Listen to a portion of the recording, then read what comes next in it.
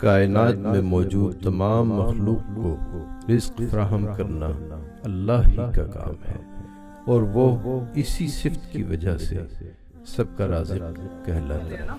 दिलावर भाई, आप जैसे लोग ना लो तो यकीन करें कि गरीब आदमी की तो गुजर बसर मुश्किल हो जाए।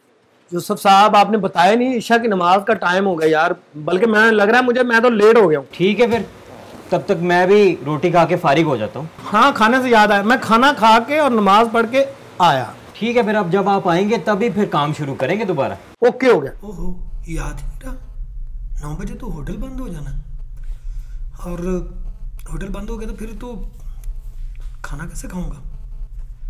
अगर खाना खाता हूँ तो नमाज जाती है। अब दोनों में से किसी एक को चूज करना होगा।